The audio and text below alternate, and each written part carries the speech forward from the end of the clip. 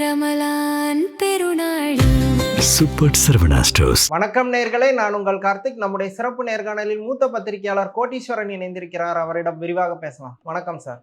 வணக்கம் நேயர்களுக்கு அன்பு வணக்கம் சார். முன்னாள் முதல்வரும் அதிமுகவின் முன்னாள் ஒருங்கிணைப்பாளருமான ஓபிஎஸ் திமுகவில் இணைஞ்சிருக்காரு. அதிமுகவுக்கு இனி எதிர்காலம் இல்லை அப்படிங்கிற விஷயத்தையும் சொல்லியிருக்காரு. இதை எப்படி பார்க்குறீங்க? அதிமுகவுக்கு இனி எதிர்காலம் இல்லை அப்படின்றது இருக்கா இல்லையான்றது மக்கள் முடிவு பண்ணுவாங்க. எந்த ஒரு கட்சியினுடைய எதிர்காலத்தையும் தீர்மானிக்கிறது மக்கள், அரசியல்வாதிகள் அல்ல. அந்த அரசியல்வாதிகள் ஒரு ஒரு போக்கை கடைபிடிப்பாங்க. அதை மக்கள் கணித்து மக்கள் தான் தீர்மானிக்கிறாங்க. இப்போது அதிமுகவுக்கு எதிர்காலம் இல்லை அப்படின்னு சொல்கிறவர் எதற்கு அதிமுகவோட தலைமை பொறுப்பில் நான் வரணும் அப்படின்னு வழக்கு போட்டார். இப்போ இன்றைக்கி கூட பத்திரிகையாளர்கள் கேட்குறாங்க, என்ன சார் அந்த தர்ம யுத்தம்லாம் பண்ணீங்க, அதிமுக அந்த தலைமை பொறுப்புக்கு நீங்கள் ஒரு வழக்கெல்லாம் போட்டிங்கன்னா, கடந்த காலத்தை பற்றி நான் பேச விரும்பவில்லை, அதெல்லாம் முடிஞ்சு போச்சு, இனிமேல்ட்டு அப்படின்ற மாதிரி பேசுகிறாரு. நடந்ததெல்லாம் நடந்து போட்டால் இனிமேல் நடக்கிறது நல்லவையாக இருக்கட்டும் அப்படின்னு அறிஞர் அண்ணா சொல்லியிருப்பார். அது எதுக்குன்னா அவர் ஒரு நல்ல விஷயங்களுக்கு அந்த மாதிரி விஷயங்களுக்கு சொல்லியிருப்பார். பட் இன்றைக்கி ஐயா ஓபிஎஸ் சொல்லக்கூடியதுன்றது பார்த்திங்கன்னா அவரோட தேவைகளை அவர் பூர்த்தி செய்ய அங்கே போய் சேர்ந்துருக்காருன்ற மாதிரி நான் புரிஞ்சுக்கிறேன். இப்போ அவரோட தேவை என்ன? இப்போ கேட்குறாங்க, சட்டமன்ற தேர்தலில் போட்டியிடுவாங்களா? வாய்ப்பு கிடைத்தால் போட்டியிடுவேன் அப்படின்றாரு. அப்போ என்னென்னா வாய்ப்பு கிடைத்தால்னா என்ன அர்த்தம்னா, எனக்கு சீட்டு கொடுங்க அப்படின்றத நான் ஆல்ரெடி பேசிட்டேன், இருந்தாலும் நான் போட்டியிடுவேன்னு சொன்னால் தலைவர் கோச்சிக்குவார். அதுவும் புதுசாக இப்போ தான் தலைவராக ஏற்றுக்கிட்டேன் அப்படிங்கும்போது நான் கண்டிப்பாக போட்டியிடுவேன்னா அது தலைமையை அண்டர்மைன் பண்ணுற மாதிரி இருக்கும். அதனால் ஸ்டாலின் சார் வேட்பாளர் போடி ஓ பன்னீர்செல்வம் அப்படின்னு அவர் அறிவிக்க இவர் அதை ஏற்றுக்க, அதுக்கப்புறம் பிரச்சாரம் அப்படி தான் இருக்கும். அவரோட சீனியாரிட்டி, அவரோட அந்த ஸ்டாண்டிங் அப்படின்றத தொடர்ந்து ஒரு விஷயத்தான ஓபிஎஸ் செஞ்சு கொண்டே இருக்கிறார். என்னென்னா சமரசம், சரண். அவரோட அந்த கெரியரில் பார்த்திங்கன்னா இது கான்ஸ்டண்ட்டாக அவர் பண்ணிகிட்டே இருப்பார். அப்போது சரண்டர் ஆகிறது சமரசம் அப்படின்றது என்னென்னா, ஃபஸ்ட்டு சமரசம், ஒரு சண்டைன்னு வந்தால் சமரசம், அப்புறமா சரண்டர், அப்புறம் திருப்பி சமரசம், அப்புறம் சரண்டர், திருப்பி சமரசம், சரண்டர். எங்கேன்னு பார்த்தீங்கன்னா பிஜேபியோட ஒரு காலத்தில் சமரசம், அப்புறம் சரண்டர். பிரதமர் மோடி அவர்களை பார்த்தா பாக்கியம், அதான் பார்க்கலையே, என்றைக்கு பார்க்கலையே அன்றைக்கி மறுநாள் காலில் என்ன பண்ணிடணும், கோவப்பட்டு. இன்றைக்கி இபிஎஸ்ஸை அதாவது தலைமை பண்பு இல்லை, ஆளுமை இல்லைன்னா சொல்கிறீங்கல்ல, குறைந்தபட்சம் இந்தியா கூட்டணியில் ஒரு சிலர் ராகுல் காந்திக்கு தலைமை பண்பு இல்லைன்றாங்களே, அந்த மாதிரி என்டிஏ கூட்டணி விட்டு தான் இவர் வெளியில் வந்தார். என்ன சொல்லியிருக்கணும், மோடிக்கு தலைமை பண்பு கிடையாது, இந்த என்டிஏ கூட்டணியை கட்டமைக்கிற தெம்பு திராணி மோடி அவர்களுக்கு இல்லை அப்படின்னு சொல்லியிருந்தாருன்னா அது ரெபல். அப்போ சமரசம் சரண்டர் போயிட்டு ரெபல் போக மாட்டார் இவர், திருப்பி சமரசம் சரண்டர். அப்போ அது எங்கே அதே மாதிரி சசிகலா அவர்களோட சமரசம் என்ன, சமரசம் ராஜினாமா பண்ணுங்கன்னு சொன்னோன்னா அங்கே வீட்டுக்குள்ளே சமரசம் ஆயிடுறாரு. சமரசம் ஆகி போய் லெட்டரை குத்துடுறாரு, திருப்பி ரெபல் பண்ணுறாரு.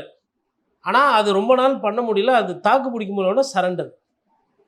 அப்போ அதை தீர்க்கமாக இருக்கும் நல்ல ஒரு விஷயத்தில், அது இல்லை. அப்போ சசிகலா அவர்கள்கிட்டயும் கடைசியில் பார்த்திங்கன்னா ராமநாதபுரம் போய் ஐயா முத்துராமலிங்க தேவர் பெருமகனாருக்கு மாலை போடும்போது எல்லாம் ஒன்றா தான் போகிறீங்க, அப்போ அங்கே சரண்டர் இது.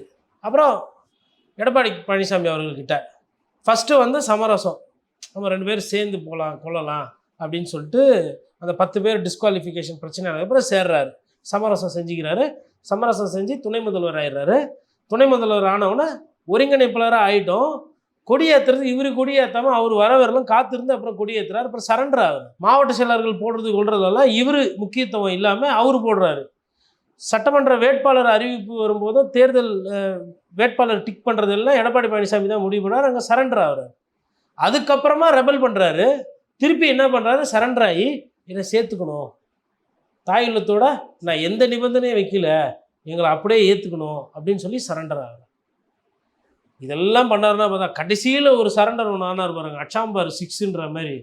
எதுக்கு கொஞ்சம் கொஞ்சமாக போய் பேசுறது, நான் மொத்தமாக எடுத்துன்னு போய் டிஎம்கேலே சரண்டர் ஆயிடுறேன் அப்படின்னு சொல்லிட்டு டிஎம்கே கிட்ட சரண்டர் ஆகும். இந்த டிஎம்கே கிட்ட சரண்டர் ஆகிறதுக்கு முன்னாடி திமுக ஆட்சி நல்லா இருக்குது, முதல்வர் ஸ்டாலினா திருப்பி வருவாருன்னு சொல்லிட்டு பேசுகிறாங்க, அதுதான் பேசு பொருளாக இருக்குது, அப்புறம் தாவேக விஜய்க்கு ஒரு வாய்ப்பு இருக்கும் அப்படின்றது ஒரு சமரசம். அதாவது நான் ஒரு தலைவன் கிடையாது, நான் ஒரு இயக்கத்தை நடத்துவேன், நான் 3 வாட்டி முதலமைச்சராக இருந்தவன், என்ன முதலமைச்சராக மக்கள் ஏற்றுக்குருவாங்க, இல்லை நான் போய் மக்கள்கிட்ட ஒரு பிரச்சாரத்தை பண்ணுவேன், ஒரு வியூகத்தை அமைப்பேன், மக்களோட நன்மதிப்பு பண்ணுவேன், அம்மாவோட உண்மையான வாரிசு நான் தான் காட்டுவேன் அப்படின்லாம் இல்லாமல் தன்னை வந்து விஜயோடவும் ஐயா ஸ்டாலினோடவும் சமரசம் பண்ணி இன்றைக்கி கடைசியில் எங்கே போய் சேர்ந்துருக்காரு, சரண்டர் ஆகி போய் சேர்ந்தார். அப்போ இவரோட அந்த கெரியர் எடுத்து பார்த்தீங்கன்னா எங்கேயுமே வந்து ஒரு ஸ்ட்ராங்காக சண்டை போடுற அந்த தோரணையும் துணியும் அந்த அமைப்பும் இல்லை. அப்போ இவருக்கு என்ன அமைப்புனா அந்த ஒன்று கூட இருக்கிற 2, 3லாம் இருக்கும் இல்லைங்களா, அது அந்த பதவி என்பது அவருக்கு கரெக்டாக வரும். 2ஆம் நம்பராக இருக்கிறது அவருக்கு செட் ஆகும். அப்போது அங்கே 2ஆம் நம்பராக இருக்கணும் ட்ரை பண்ணி பார்த்தப்போ 2ஆல் நிறைய பிரச்சனை வருது, எனக்கு 2ஏ வேணான்னு சொல்லிட்டு எடப்பாடி பழனிசாமி தள்ளி விட்டார். இப்போ இங்கே நிறைய 2 இருக்காங்க எங்கே திமுகவில், அதனால் 2ஓட ஒன்றா +2 அதோட ஒன்றா அப்படி நம்ம போயிடுவோன்னு சொல்லிட்டு இன்றைக்கி போய் சேர்ந்துட்டாரு. அது பார்க்கணும் இந்த அரசியல் எப்படி போகுதுன்றதை பார்க்கணும். இப்போ நீங்கள் சொன்ன மாதிரி ஓபிஎஸ் வந்து லீடர் மெட்டீரியலும் இல்லை, ஒரு ரிபல் ஃபெலவும் இல்லை. அப்படி இருக்க ஓபிஎஸ்ஸை ஏடிஎம்கேல சேர்க்கறது மூலமாக எடப்பாடியோட பொசிஷனுக்கு எதுவும் சவால் வர வாய்ப்பு கிடையாது. அப்படி இருக்கும்போது அவரை கூட வச்சுக்கிட்டு தனக்கு கீழே வச்சுக்கிறது தானே ஒரு மெச்சூர்டு பாலிடிக்ஸாகவும் ஒரு பெனிஃபிஷியர் பாலிடிக்ஸாகவும் இருக்கும். எடப்பாடி ஏன் அந்த விஷயத்த மிஸ் பண்ணுறாரு? அடம் யாரை விட்டுது? அடம் இல்லாத அரசியல்வாதி யார்? சாத்தியகுருகள் பார்த்தா ஓபிஎஸ் அவர்களால் வந்து எடப்பாடி பழனிசாமியை மேட்ச் பண்ண முடியாது. மேட்ச் பண்ண முடியாது. பவர் பொசிஷனில் இருக்கும்போதே பண்ண முடியல. இனிமேல் வாய்ப்பு இல்லை. வெளிப்படையாக என்ன பண்ணணும், வரட்டும், நான் வேணா அவரை வந்து தேனி மாவட்ட செயலராக அறிவிக்கிறேன், அப்படி மீறி தோற்று போனால் 4 தொகுதி தான் போட்டோம், பர்செப்ஷன் பேட்டில் ஹெல்ப் பண்ணும் அப்படின்னு சொல்லி கூட நான் வேணால் தேனி மாவட்ட செயலர் பதவி தரேன், வர்றது தான் வரட்டும், கௌரவத்தோடு நடத்துகிறேன் அப்படின்னு ஒரு அறிக்கையை விட்டு கூட விளையாடிருக்கலாம். கலைஞர் அவர்களோ இல்லை ஸ்டாலின் அவர்களோ விளையாடுறது அந்த அரசியல் ரொம்ப அக்காமடேட்டிவாக காட்டிக்கிறது ஒரு தலைமை. அதாவது என்னை எதிர்த்து போகாத, என்னை பார்த்தா வணக்கம் வை, நான் வந்து பயந்துட்டார் ஊரெல்லாம் சொல்லி ஒரு பிரச்சாரம் பண்ணி நான் வெற்றி அப்படின்ற மாதிரி அந்த ஒரு தோரணை இல்லை. எதிரியை கூட அரசபைக்கு வர வச்சு மன்னரை பற்றி ஒரு 2 லைன் பெருமையாக பாடவும், அவங்க பாடினதுக்கு ஏதோ கூலி இல்லை ஏதோ வந்து ஒரு பரிசு தொகை அப்படி வாங்கிட்டு போகிறது அரசபையில் பார்த்துருக்கோம். கிட்டத்தட்ட அந்த மாதிரி ஒரு விஷயங்கள் நிறைய நடந்திருக்கு. அப்போது தன்னை எதிர்த்து பேசின திமுக காரர்கள் இல்லை, அதாவது ஒரு உதாரணம்னு பார்த்தா கலைஞர் அவர்களை கடின வார்த்தையில் ஒருமையிலலாம் வந்து சேகர்பாபு ரொம்ப மோசமாலாம் பேசியிருக்கிறார் சட்டமன்றத்தில். அந்த சேகர்பாபுவை வந்து மறந்துட்டு மன்னிச்சுட்டு ஏற்றுக்கிற ஒரு கண்ணியம் இருக்குன்னா அது ஸ்டாலின் சார். அவ்வளோ கண்ணியம்லாம் நிறைய பேருக்கு இருக்காது நாட்டில். இல்லை, ஆனால் அவங்கள வச்சே திரும்ப புகழ்ந்து பேச வைக்கிறதுங்கிறது ஒரு பழக்கமாகி போயிருக்கு. அது பழக்கமாகி பிடிக்குது, அது பழக்கமாகி போயிருக்கு. யாரெல்லாம் நம்ம எதிர்க்கிறாங்களோ அவங்களே வந்து 2 பாடல் சேர்த்து பாடு கேட்போம், பாடும் திருவாயால் என்னை எதிர்த்து பேசியும் பாடும் அப்படின்னோடனே அவங்க பாடுவாங்க, ஐயா மன்னனே மன்னாதி மன்னனே அப்படின்ற மாதிரி அவங்க பாடும்போது அது ஒரு சந்தோஷம், அதில் ஒரு இது. அதுவும் அந்த கட்சிக்கு வேலை செஞ்சிருக்கு இல்லையா. சேகர்பாபு கொடுத்துருக்கு. ஆமாம், சேகர்பாபு, ஈவா வேலு, ராஜா கண்ணப்பன், அந்த லிஸ்ட்டு அப்படியே போயிட்டே தானே இருக்கு. ரகுபதி, முத்துசாமி, அந்த லிஸ்ட்டு போயிட்டு தானே இருக்கு. இப்போ அங்கே இருக்கவங்களுக்கு என்னன்னா திமுக இருக்கிறவங்க தலையில் அப்படியே துண்டை போட்டு ஆனா வருவானுங்க, இவனுங்க பாடல் பாடி அதை பண்ணுறேன் இதை பண்ணுறேன், அப்போ நாங்கள்லாம் யார்? அந்த பிரச்சனை தான் அங்கே உள்ளடி பிரச்சனை இருக்கும். உழைக்கிறவங்க நாங்கள் அந்த காலத்துலேருந்து கலைஞரை பார்த்தோம், அண்ணாவை பார்த்தோம், இவங்க பார்த்தோம், 5 முறை எம்எல்ஏ ஆகியும் மினிஸ்டர் ஆக முடியல. இப்போ கம்ப ராமகிருஷ்ணன் நினச்சிருப்பாரு ஒரு விஷயத்துக்கு, திமுக ஆட்சி வரும், அவர் ஒரு கட்சிக்காரர், திமுக ஆட்சி வரும், நம்ம என்ன பண்ணலாம், தளபதி கிட்ட போயிட்டு தளபதி நீங்கள் என்னை சேர்த்துக்கலன்னா நான் அந்த தளபதி கிட்ட போயிடுவேன், அவங்க வைப்பு பண்ணுறாங்க, எனக்கு வயசு இருந்தாலும் பரவாயில்ல, செங்கோட்டையனோட நான் நல்லா வைப்பு பண்ணுவேன், டை ஆட்சின்னு. அவர் வேறு எல்லோ கலர் ஷர்ட்டு போட்டிருப்பாரு ஐயா ராமகிருஷ்ணன். 5 வாட்டி எம்எல்ஏ. அதேமாதிரி திருச்சியிலையுமே நிறைய பேர் 5 வாட்டி எம்எல்ஏ ஆனவங்கலாம் இருக்கிறாங்க, இல்லை 4 வாட்டி எம்எல்ஏ ஆனவங்க மந்திரி ஆகாதவங்களாம் இருப்பாங்க. அவங்களாம் என்ன பண்ணுவாங்க, எங்களுக்கு நீங்கள் இந்த வாட்டி முக்கியத்துவம் கொடுத்து தான் ஆகணும், நேற்று ஒன்றுமே இல்லாத காங்கிரஸ் கட்சி கூட ஆட்சியில் பங்கு அதிகாரத்தில் பங்குன்னு கேட்குறாங்க, நாங்கள் வந்து உங்களை தவிர்த்து வேறு எதுவுமே நாங்கள் இது பண்ணது கிடையாது, ஏன் எல்லாமே வந்து இருக்கிற அமைச்சரை தான் இது பண்ணி போகணுமா, டெண்டர்லாம் நாங்கள் கொஞ்சம் பார்த்துக்கிறோமே, அந்த அமலாக்கத்துறை ஈடி எங்களுக்கு ஒரு நோட்டீஸ் கொடுக்காதா, எங்கள் வீட்டில் ஒரு ரைடு பண்ணாதா அப்படின்னு ஏங்குவோர் பலர் இருக்கு, எங்களுக்கும் அந்த ஒரு வாய்ப்பை தர வேண்டும் அப்படின்ற மாதிரி கூட போய் கேட்கலாம். அந்த இடத்துல இப்போ கம்பத்தில் என்ன பண்ணிட்டார் ஓபிஎஸ், பெரிய பாறாங்கெல்லாம் தூக்கின்னு போயிட்டு தங்கத்தமிழ்ச்செல்வன் கனவுலையும் கம்ப ராமகிருஷ்ணன் கனவுலையும் பாறாங்களை தூக்கி போட்டார். நான் வீழ்வேன் என்று நினைத்தாயோ, நான் இருக்கிற வரலாம் அதிமுக காரணம் வளர முடியாது, தேனியில் திமுக காரனும் வளர முடியாதுன்னு சொல்லிட்டு மொத்தமாக ஒரு விஷயத்தை போட்டு முடிச்சிட்டாரு. இதெல்லாம் அங்கே இருக்கக்கூடிய மற்ற பிரச்சனைகள். அதனால் இதில் வந்து என்ன ரொம்ப கூர்ந்து கவனிக்கணும்னா, அவர் வந்து நம்பர் 1 மெட்டீரியல் கிடையாது ஃபர்ஸ்ட்ல இருந்தே. நம்பர் 1 மெட்டீரியல்னால் அதுக்கேற்ற செய்வினை, அதுக்கேற்ற செயல்பாடு இருக்கும். கோர்ட்டில் போய் கேஸ் போட்டுட்டு வாதாடிட்டு இருக்க மாட்டாங்க. ஃபீல்டில் இறங்கி இருப்பாங்க. சார் நான் தலைவனா இல்லையான்றது முடிவு பண்ணுறது மக்கள் சார். நீங்கள் எப்படி சார் அதுக்கு அதனால் சொத்து தகராறு அது, இல்லை செக் பவுன்ஸ் கேஸா, இல்லை நில மோசடியா, என்னது இது? செல்வாக்கு இருக்கா இல்லையா அரசியல்வாதிக்கு? உங்கள் செல்வாக்கு நீங்கள் வந்து பலாப்பழத்தில் நின்னார் இல்லையா, அவர் நிற்கிறதுக்கு முன்னாடி என்ன பண்ணியிருக்கணும்? நான் வந்து 3 வாட்டி முதலமைச்சர் நிற்கிறேன், அந்த அண்ணாமலை ஐபிஎஸ் ஆஃபீஸர் அனுப்பிச்சி விட்டீங்க, அவர் ஒரு மாநில தலைவர்னு வந்தாப்புல, என் சர்வீஸ் தான் தம்பிக்கு வயசு, நான் நிற்கிறேன், ஆனால் நான் ஜெயிக்கிறேனோ தோக்குறேனோ நான் வந்து ஒரு யூனியன் மினிஸ்டராக இருக்கணும், இல்லை என்னை யூனியன் மினிஸ்டராக ஆக்கு, நான் என் ஊரில் அமைச்சராக போய் பிரச்சாரம் பண்ணி நான் ஜெயிச்சுட்டு வரேன். அந்த மாதிரி ஒரு ஸ்ட்ராங்கான டிமாண்டை வச்சுருந்துருக்கணும்.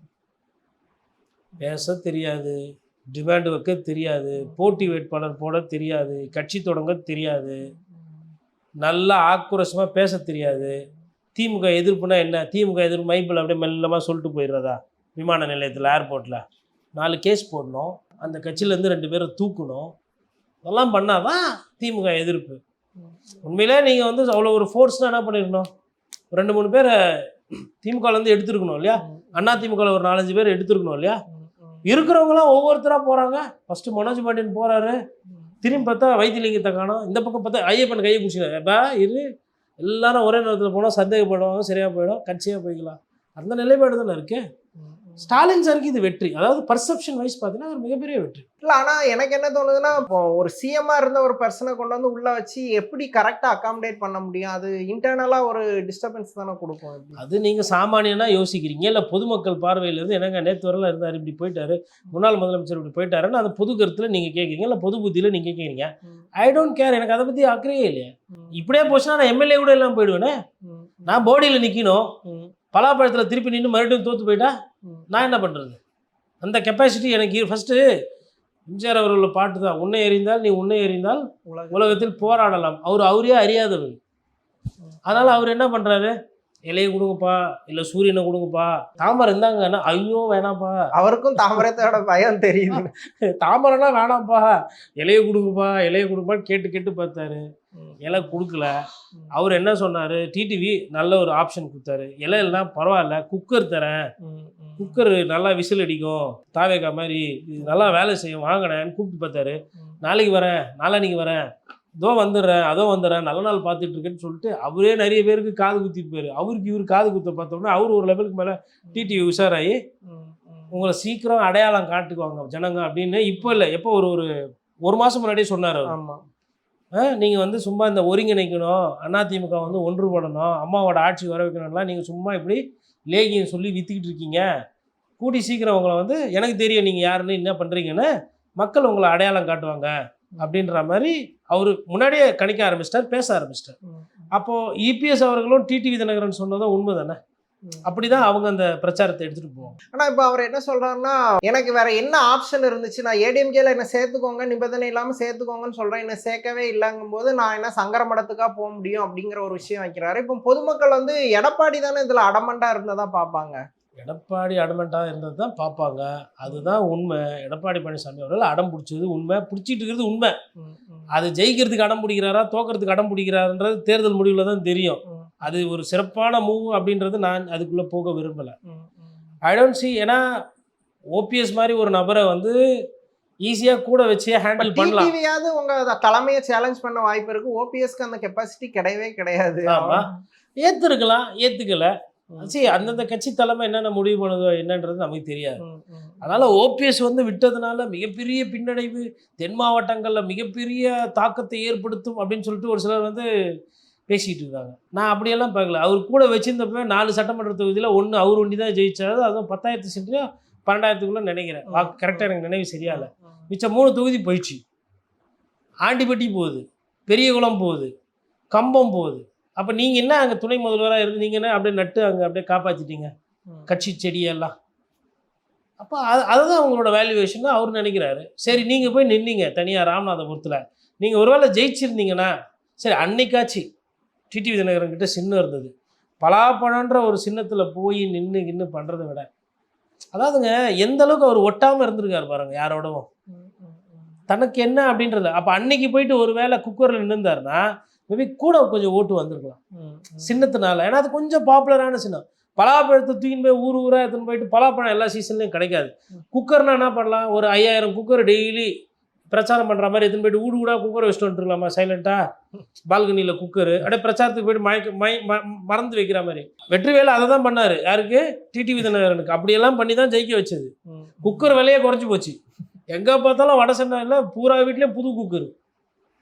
சின்னத்தை கொண்டு போய் சேர்க்கறது அதுதான். அப்போ என்னன்னா, நம்ம குக்கரில் நின்று ஜெயிச்சிட்டோன்னா டிடிவி தினகரனுக்கு பெருமை போயிடுச்சுன்னா, நம்ம அதில் நின்று இதாகிடுச்சுன்னா அவருக்கு பெருமை போயிடுச்சுன்னா, நம்ம அதனால் அந்த பலாப்பழத்துலேயே நின்று பலாப்பழத்தையே அப்படியே பலாப்பழம் எவ்வளோ பெரிய சின்னம் அதிலே நம்ம நின்று அப்படின்ற மாதிரி அவர் ஒரு கணக்கு போட்டார். அதுக்கு எட்டலை.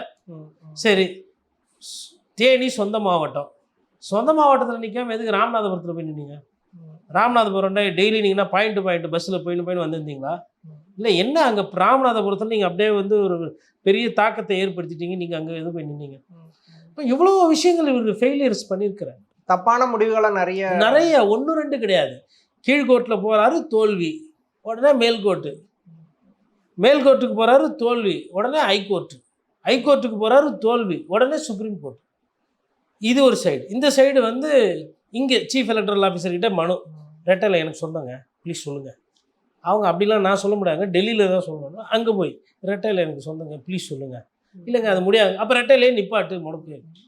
இப்படி ஒரு சில பிரச்சனை. பிஜேபி ஒரு லெவலுக்கு மீறி நம்பி பிஜேபி கட்சியை தூக்கி நம்ம கையில் கொடுத்துருவோம். பிஜேபி லெவலுக்கு மீறிலாம் இல்லை. பிஜேபி நம்புனா முடிஞ்சுது, கத்தம் ஓகையா. பிஜேபிக்காரர்கள் பிஜேபியை நம்பினா நல்லது. தமிழிசை சவுந்தரராஜன் கவர்னர் ஆனாங்க. வானதி ஸ்ரீனிவாசனுக்கு முக்கிய பொறுப்பு கிடச்சிது. எல் முருகன் அமைச்சர் ஆனார். வெறும் ஐபிஎஸ் அதிகாரியாக இருந்தவர் அண்ணாமலை மாநில தலைவராக இருந்தார்.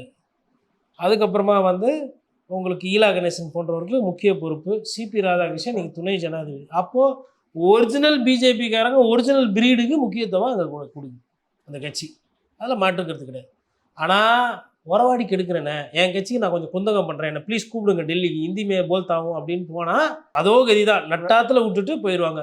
செங்கோட்டையன், அதுக்கப்புறமா வந்து இவர் ஓபிஎஸ், அதெல்லாம் வந்து கண்ணெதிரில் சாட்சிகள். பிஜேபியை வந்து போகிறதுனா கட்சியில் சேர்ந்துடணும். வேறு கட்சியிலேருந்து பிஜேபியோட நீங்கள் தொடர்பு வந்தீங்கன்னா அவங்க கதை முடிஞ்சும். ஸ்பாயிலர் தான் அது. அது செட் ஆகாது. அவங்களுக்கு வந்து அவங்க தேவையான அளவு யூஸ் பண்ணிட்டு த்ரோ பண்ணுவாங்க. செங்கோட்டையன் இதோ வந்து விட்டார், செங்கோட்டையன் அதோ போய் விட்டார், இதோ தெரிஞ்சு விட்டார். எம்ஜிஆர் காலத்து அரசியல்வாதி. இன்னைக்கு எங்கே இருக்கிறார் செங்கோட்டையன்? எங்கே இருக்கு இப்போ? இன்னைக்கெல்லாம் செங்கோட்டையன் ஒரு பேசு பொருளா? விஜய் கூட வைப்பு பண்ணி பாட்டு போடணும், அவ்வளோதான். அப்போ கொஞ்சம் வயசானவங்க பொறுமையாக ஸ்பீடு கொடுங்கப்பா, ஸ்டெப்ஸ் தான் பண்ண முடியும்.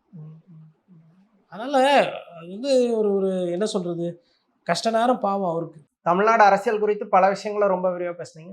நன்றி.